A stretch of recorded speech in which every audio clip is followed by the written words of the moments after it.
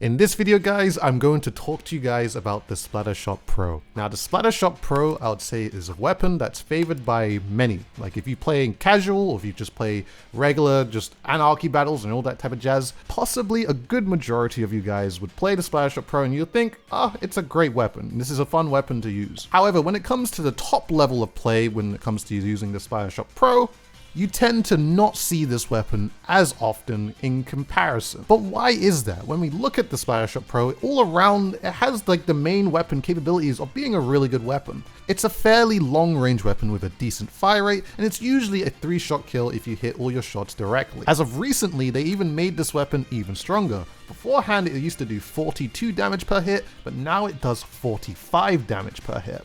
Heck, even the kits for this weapon aren't even half bad. You have a Splattershot Pro with Angle Shooter and Crab Tank being a really decent special, I would say, in this current point of time. And you have the Forge Pro, which has a Suction Bomb and a Booyah Bomb, which is just honestly such a great combination of sub and special weapon just to go with one weapon. So even with these decent kits, why don't more people actually pick up the Splattershot Pro when it comes to high level play? When it comes to this, I feel like we need to look at the Splattershot Pro as not what it does do, but what it doesn't do. In Splatoon 3, using a weapon with somewhat solid paint coverage is very valuable. The reason being is because when you have paint on the floor, it's so much easier to be able to fight any opponents that come up to you, and it's also just a great thing knowing that you don't have to run through your enemy's ink, taking extra damage that you don't need to. This is probably one of the Splattershot Pro's biggest issues, it's that its paint output with its main weapon is not the greatest. Now, when we compare the Splattershot Pro to another weapon that is very similar to it, probably kind of answers the question for why it doesn't really get used in Splatoon 3. And that weapon would be the Squeezer, because the Squeezer has longer range than the Splattershot Pro. It's the same amount of shots to kill as the Splattershot Pro, and the Squeezer also has a painting mode, which allows it to paint just a little bit better than the Splattershot Pro in necessary times. Also, can't forget that the Squeezer is 100% accurate with a faster bullet velocity, and the Splattershot Pro is not. So all in all, when we compare it to the Squeezer, the Splattershot Pro is just basically an outclass weapon.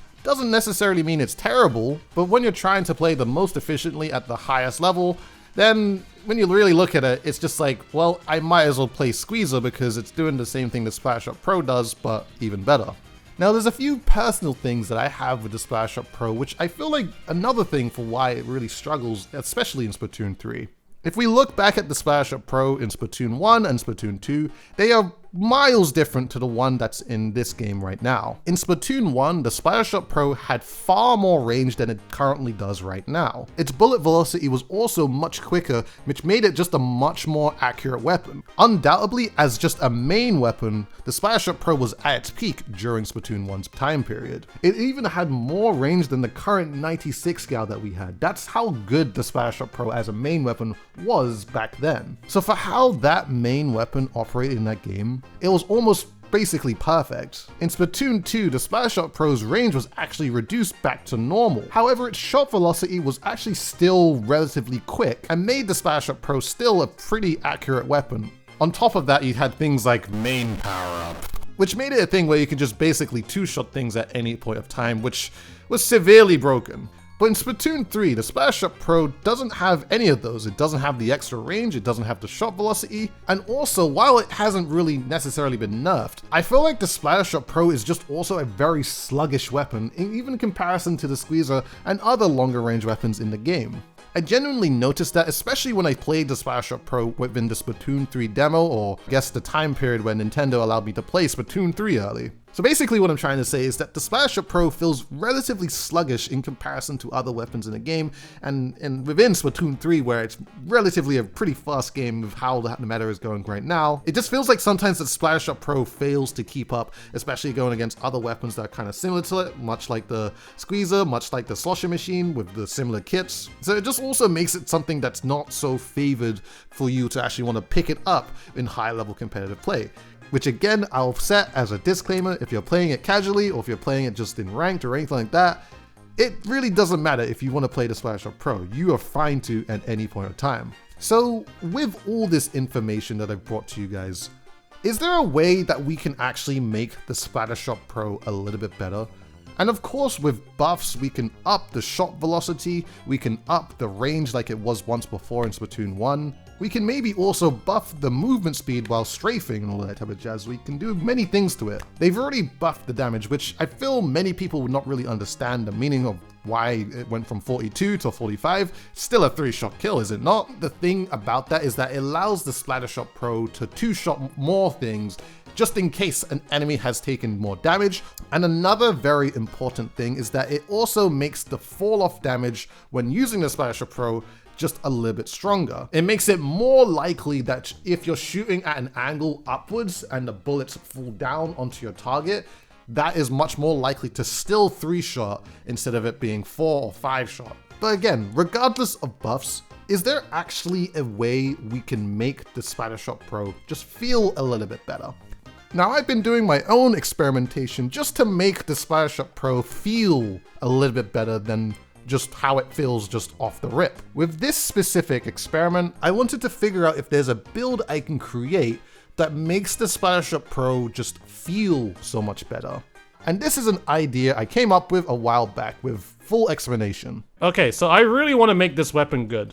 Alright, and yesterday we were playing the Forged Splattershot Pro. I'm just gonna show you a build that I was using before, alright? This is what I use. So, just to kind of explain it, special charge, okay, get booyah bombs a little quicker. The ink recovery is just for the bomb, just to throw bombs faster. Special saver, if you die, you get special back.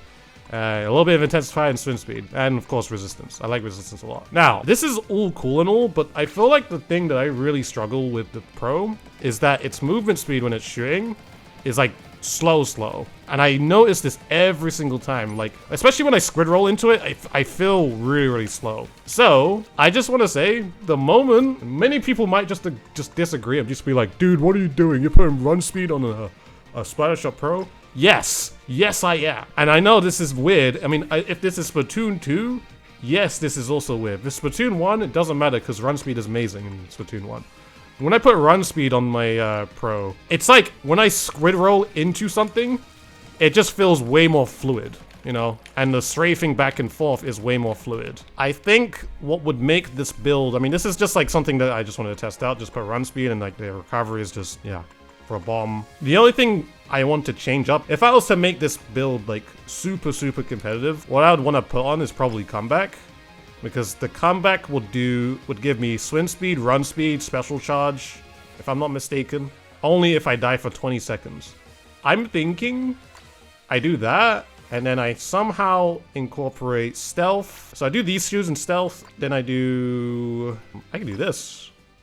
So yes, just to further explain, I put run speed on my Splattershot Pro specifically in this game. It feels like strafing back and forth just feels so much fluid, and like I said, going into squid rolls, it feels like it's a fluid motion and it doesn't feel as sluggish as one of the issues that I feel like with the Splattershot Pro currently has. Additionally, if you have comeback 2, it gives you a bunch of extra perks as well, so you tend to find that you still get your special pretty often, especially if you do get into fights and die. So I just felt like it was a good addition to also include that within this specific build. Of course, this is just my opinion, and the gameplay that you've been seeing throughout this entire video is me using the exact Splattershot Pro build, which just feels just great to me.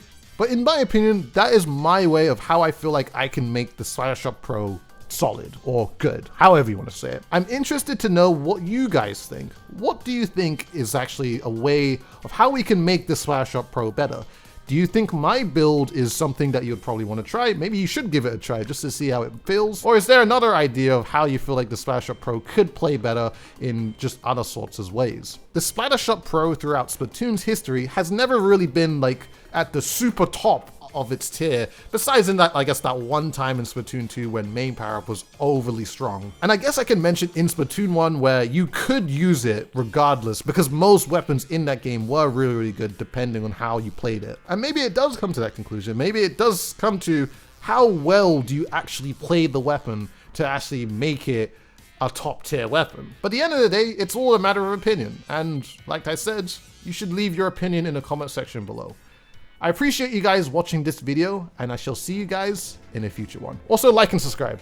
Like and subscribe. You better do that, because I make videos about Splatoon.